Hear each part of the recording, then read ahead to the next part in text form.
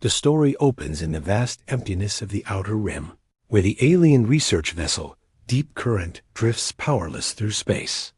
Captain Kell, a seasoned explorer from the aquatic tide species, watches helplessly as his ship's life support systems fail one by one. His crew of 12 scientists had been studying ancient star formations when a cascade failure destroyed their main power core. Engineer Nix works frantically in the engine bay, her 6 arms moving in practiced motions, as she tries to reroute what little power remains. The ship's Dr. Vorn tends to crew members suffering from the toxic gas leak that started the whole disaster. Time is running out. They have maybe 6 hours of breathable air left. Captain Kell makes the hardest decision of his life. Despite knowing that their location is far from any known trade routes or colony worlds, he orders Communications Officer Tam to send out a distress signal on all frequencies. It's a desperate move. In 3 centuries of space travel, no ship has ever been rescued from the Outer Rim. The signal will likely die in the void, unheard and unanswered. As Tam broadcasts their coordinates and situation, the crew settles in to wait. Some pray to their various gods. Others write final messages to families they'll never see again. The ship grows colder and darker with each passing hour. Outside the viewports, only endless stars mock their small tragedy. But something impossible happens. Deep in space, millions of kilometers away, a human cargo ship called Iron Road picks up their signal. Captain Ross, a gruff human trader, stares at his communications display in disbelief. His navigator, Pete, confirms the reading. It's definitely a distress call, but from a species they've never encountered before. The smart move would be to report it to Earth, defense, and continue their delivery run to the mining colonies. The Outer Rim is dangerous, full of pirates and worse things. But Captain Ross has never been one to take the smart path. Against his crew's protests, he orders a course change toward the signal source. Back on the Deep Current, hope has nearly died. The air tastes stale and thin. Several crew members have collapsed. Captain Kell holds vigil on his bridge, determined to go down with his ship like the captains of old. Then Tam's equipment crackles to life with an incoming transmission. The voice that comes through speaks in an unknown language, but the universal translator slowly makes sense of it. Unknown vessel, this is Captain Ross of the merchant ship. Iron Road, we received your distress call. Hold tight, we're coming to get you.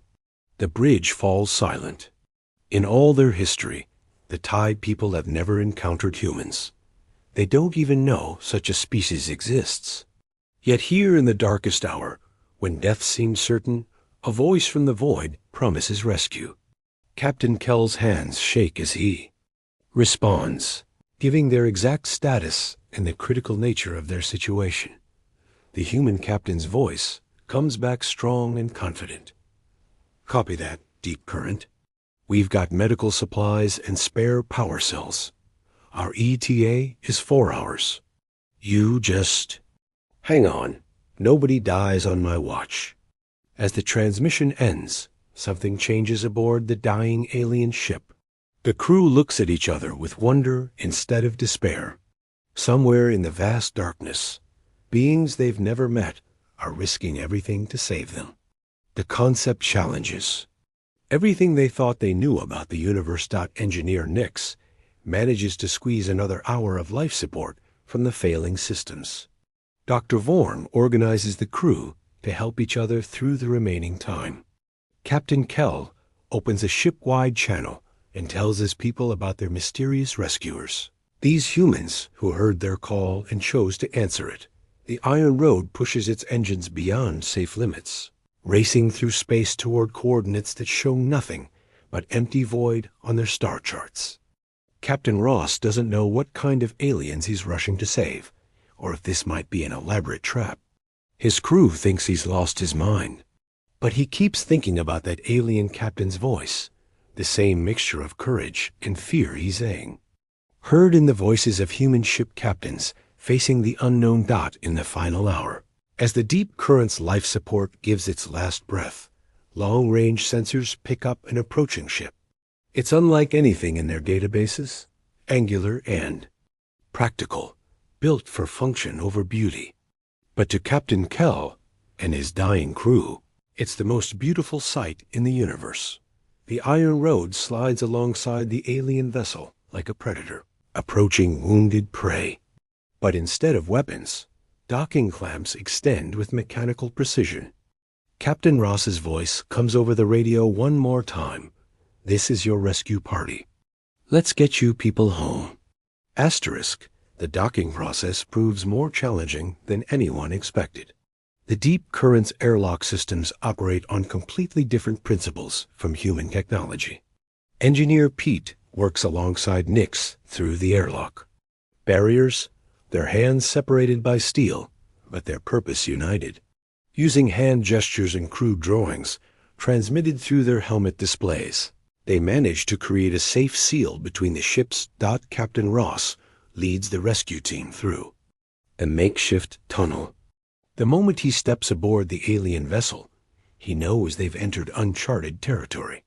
The corridors are filled with a thin blue-green atmosphere that his suit's sensors identify as barely breathable. Emergency lighting casts strange shadows that seem to move like water. The first face-to-face meeting happens in the deep current's main corridor. Captain Kell, supported by two of his crew members, extends a webbed hand in what might be a gesture of greeting. Captain Ross removes his helmet against all safety protocols and breathes the alien air. It burns his lungs, but he manages to speak. "We're here to help." The alien captain's large, dark eyes seem to study every detail of the human's face. When he speaks, his voice carries the sound of ocean currents. "You came for us. Your people came for us when our own would not." Ross doesn't understand the full meaning behind those words yet, but he recognizes gratitude when he hears it. His medical officer, Dr. Hayes, immediately begins treating the most critical patients. The ship's toxic gas has affected the aliens' respiratory systems in ways similar to carbon monoxide poisoning in humans. Basic human medical knowledge proves surprisingly effective. As the rescue operation continues, both crews work together with growing amazement. The humans marvel at the aliens' natural ability to work in three-dimensional spaces, moving through their ship's vertical passages like they're swimming through water. The Tide crew watches in fascination as the humans solve complex problems with simple, direct solutions that their own more sophisticated minds had overlooked. Engineer Pete discovers that human power cells, while primitive by alien standards, are perfectly compatible with the deep current's backup systems. Within 2 hours, they restore partial life support. The ship that had been a tomb becomes livable again, though still far from operational.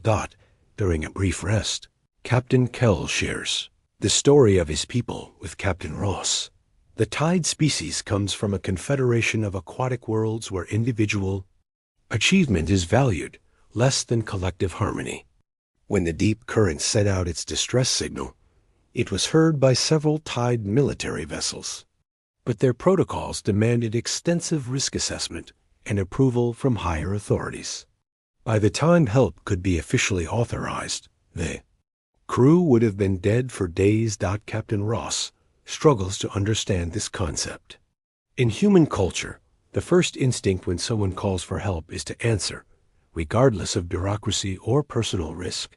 He tells Kell about human maritime traditions, where ships' captains are honor-bound to assist any vessel in distress, even their enemies. The conversation is interrupted when long-range sensors detect approaching ships. 3 vessels bearing Tide military markings drop out of hyperspace and move toward their position. Captain Kell's face shows an expression that Ross recognizes as embarrassment mixed with anger. The lead Tide ship, Authority's voice, hails both vessels. Commander Grix's voice carries official coldness as he addresses his fellow Tide officer. "Captain Kell, You have violated first contact protocols by engaging with an unknown species without proper authorization. You will transfer your crew to our vessels immediately for debriefing and quarantine. Captain Ross feels his jaw clench. These are the same aliens who left Kel's crew to die while they processed paperwork. He opens a channel to the military. Ship. Commander, this is Captain Ross of the human merchant vessel Iron Road. We've just finished saving the lives of 12 sentient beings. If you have a problem with that, you can take it up with Earth Defense. The silence that follows stretches. For long minutes. Finally, Commander Grix responds. Human vessel, you have interfered with internal tide affairs. Your actions, while appreciated, have created a diplomatic incident that requires careful handling. Captain Kell surprises everyone by speaking. Commander Grix, these humans risked their lives to save us when official channels failed. If that creates a diplomatic incident, then perhaps our diplomatic protocols need to be reconsidered. The tension between the ships could be cut with a knife. Dr. Hayes continues treating patients, ignoring the political drama. Engineer Pete works with Nix to further stabilize the deep current systems. The human crew goes about their rescue. Mission as if military ships aren't surrounding them with enough firepower to reduce both vessels to atoms. Captain Ross makes a decision that will echo across the galaxy. Commander, my people believe that saving lives is more important than following procedures. If that makes us diplomatically inconvenient, so be it. We'll escort the deep current to the nearest safe port and let the politicians sort out the paperwork later. Asterisk, the standoff in space grows more tense as Commander Grix realizes he's dealing with a species that doesn't follow established galactic protocols. The 3 Tide military vessels maintain their positions around the 2 smaller ships, while emergency communications fly between the scene and Tide Command Authority. Captain Ross receives an urgent message from his own company, headquarters on Earth. The news of first contact has somehow leaked, and every major government and corporation wants to know what's happening. His simple act of responding to a distress call has become an interstellar incident involving lawyers, diplomats, and military officials who've never set foot on a spaceship. But the immediate crisis isn't political, it's practical. The deep current needs major repairs that can only be performed at a proper space yard. The nearest Tide facility is 6 days away through hostile space controlled by pirate clans. The closest human station is 4 days in the opposite direction. But Commander Grix insists his people cannot be taken to an unauthorized alien facility. Dr. Hayes delivers news that changes everything. 3 of the Deep Current's crew members are suffering from progressive organ failure caused by the toxic exposure. Without advanced medical treatment within 48 hours, they will die.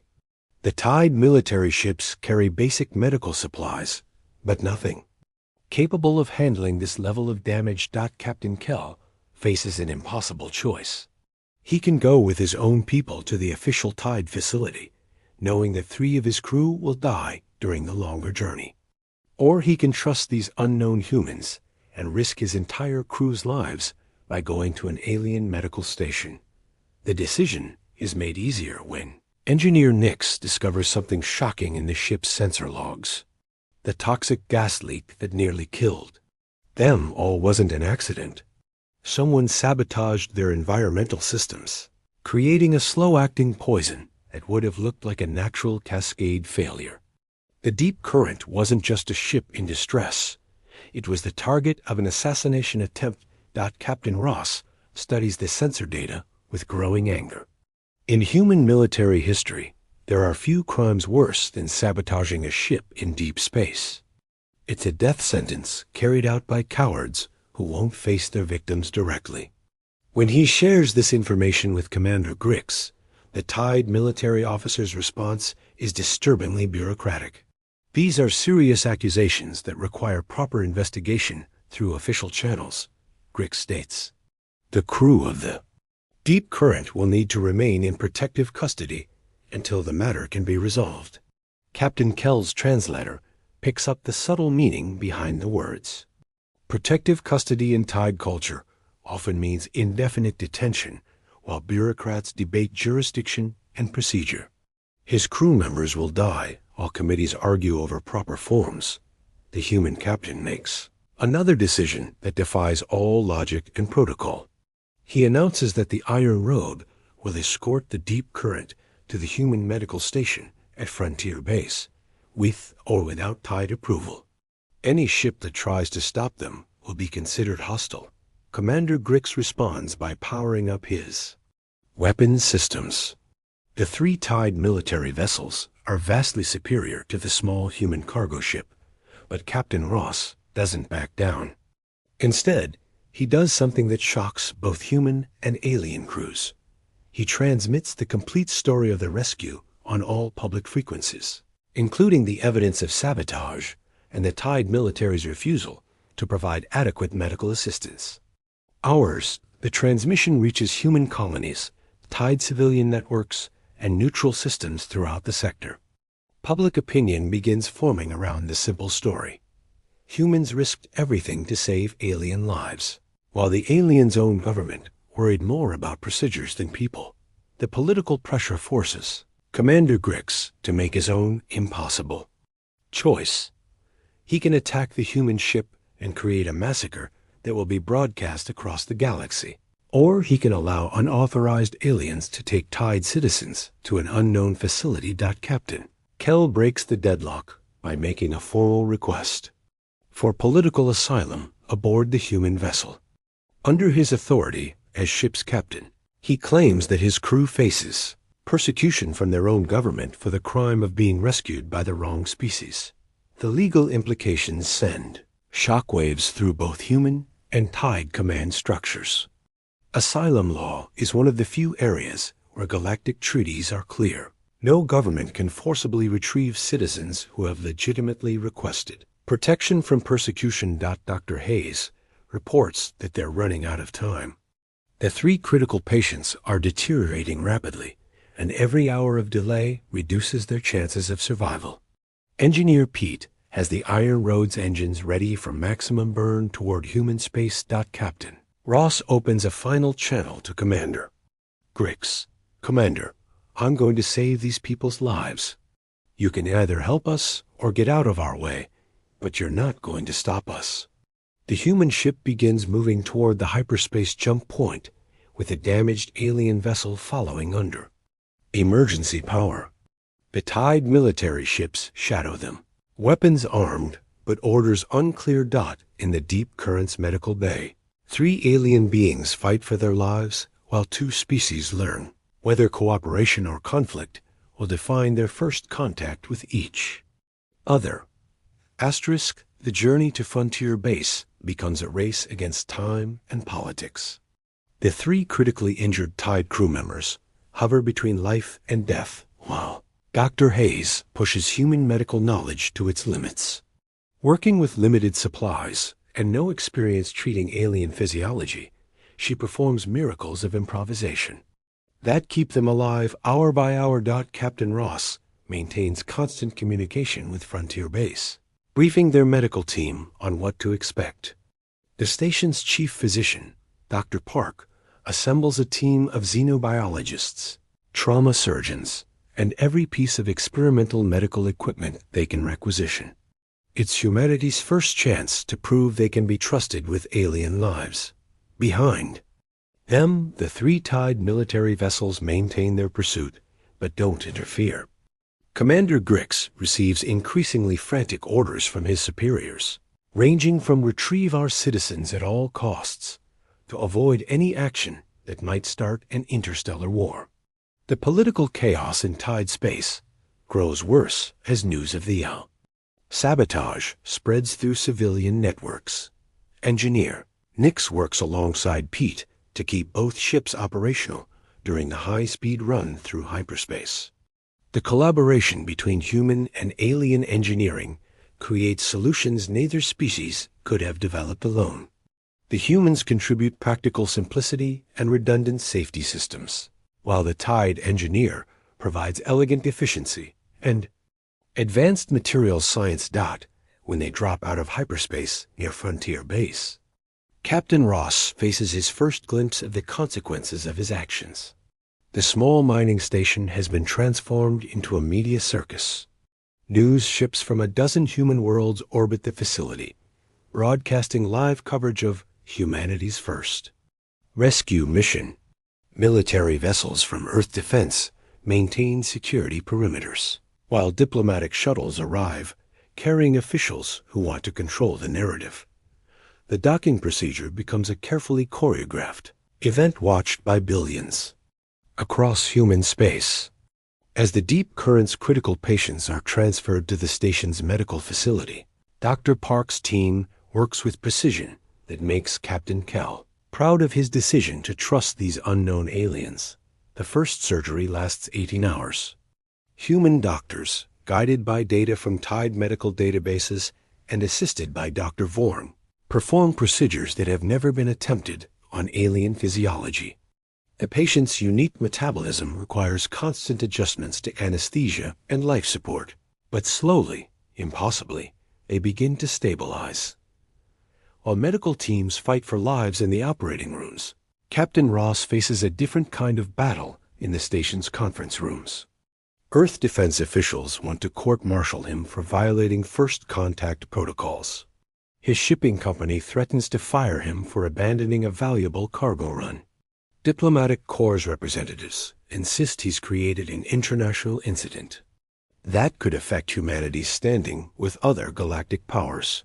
Captain Kell stands beside the human captain during these hearings, providing testimony about the rescue and the sabotage of his ship. His presence transforms what should have been a disciplinary action into something approaching a hero's welcome. The alien captain's simple statement carries more weight than all the bureaucratic arguments. This human risked everything to save strangers. If that is a crime in your culture, then I understand nothing about justice. The investigation into the sabotage reveals disturbing truths about Tide society. The Deep Currents research had discovered evidence of ancient alien ruins that challenged official historical narratives. Certain factions within the Tide government preferred to eliminate the evidence rather than face uncomfortable questions about their past. Captain Ross learns that his simple rescue mission has exposed corruption that reaches the highest levels of an alien government. The crew he saved weren't just scientists, they were inconvenient witnesses to historical crimes that powerful people wanted buried in space. The political ramifications extend far beyond two ships meeting in the void. Human media coverage of the rescue inspires similar stories from other species, revealing a pattern of bureaucratic failures that cost lives across the galaxy. The phrase human response enters galactic vocabulary as shorthand for immediate action without regard for proper procedures. Dr. Hayes emerges from the medical bay with news that changes everything. All 3 critical patients will survive, though their recovery will take months. More importantly, the medical data gathered during their treatment establishes the foundation for human-Tide medical cooperation.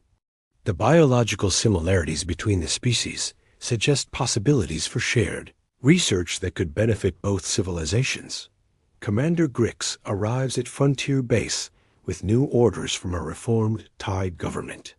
The military officer who once threatened to arrest Captain Kell now carries authorization for formal diplomatic contact between their species.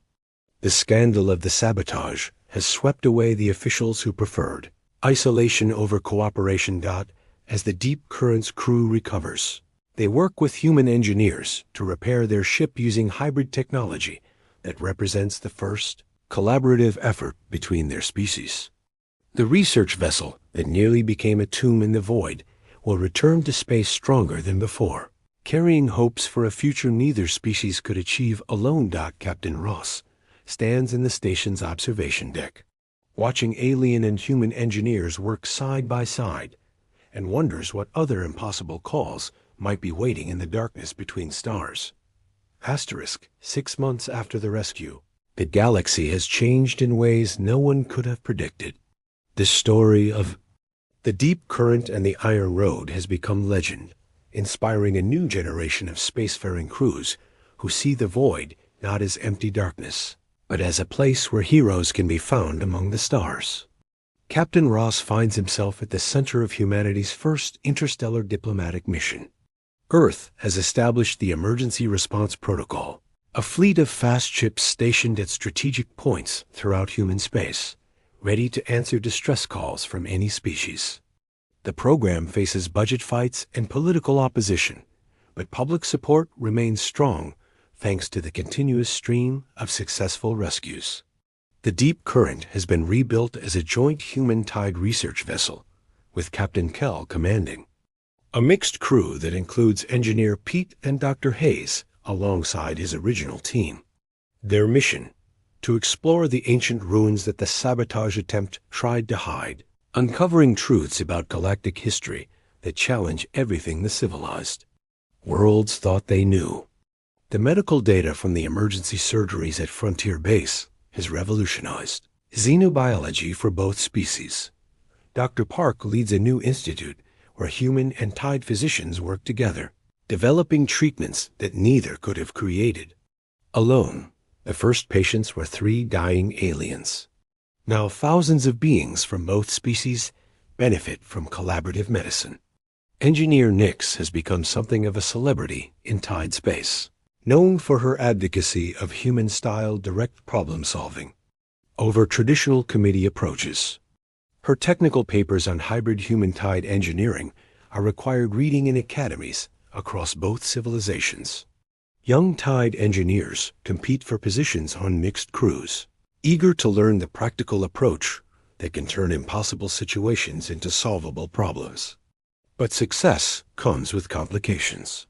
The Emergency Response Protocol has answered 43 distress calls in 6 months, saving hundreds of lives from 14 different species.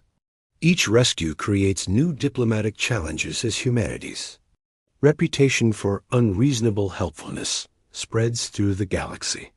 Some species view human intervention with suspicion, wondering what ulterior motives drive beings who risk their lives for strangers.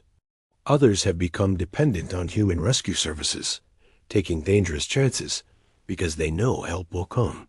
The debate over humanity's role in galactic affairs grows more complex with each successful mission. Captain Ross has been promoted to Admiral of the Emergency Response Fleet, but he still takes command of rescue missions personally. His philosophy remains unchanged. When someone calls for help, you answer, regardless of the consequences. This attitude has made him a hero to some and a dangerous maverick to others. The political landscape continues to evolve. The Tide Confederation has undergone massive reforms, with new leadership that prioritizes action over bureaucracy. Other species have begun adopting similar changes, recognizing that rigid procedures can be deadly in the unforgiving environment of space. Commander Grix, now Admiral Grix of the reformed Tide Fleet, has become an unlikely ally in the Emergency Response Protocol. His ships work alongside human vessels, proving that former enemies can become partners when lives are at stake. The military officer who once threatened to arrest Captain Kell now considers him one of his closest friends. The ancient ruins discovered by the original Deep Current mission have revealed a disturbing truth about galactic history.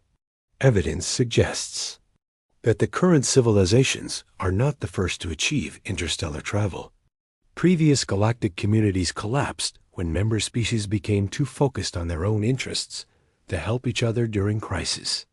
The parallels to current events are unmistakable. Humanity's arrival in galactic politics coincides with growing evidence that cooperation and mutual aid are not just moral imperatives, but survival necessities.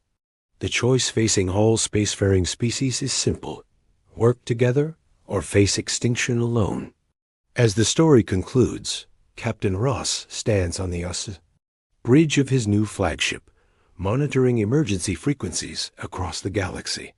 The communications array picks up a faint distress signal from the far edge of known space, a species humanity has never encountered, calling for help in a language no translator has ever processed. His crew looks to him for orders. The smart choice would be to report the signal to diplomatic authorities and wait for proper first contact protocols. A safe choice would be to ignore a call from completely unknown aliens who might be hostile or dangerous. Captain Ross makes the same choice he made when the deep current first called out in the darkness. He orders a course change toward the signal source, knowing that somewhere in the void, beings are facing death alone and afraid. The cycle begins again. In the endless darkness between stars, humanity continues to prove that no call for help goes unanswered, no matter how impossible the rescue might seem. A void is no longer empty. It's filled with the promise that when disaster strikes, someone will always come looking for survivors. The human ships jump to hyperspace, racing toward another impossible call, carrying hope to aliens who have never heard of Earth, but who will soon learn what it means when humans answer the void. Asterisk.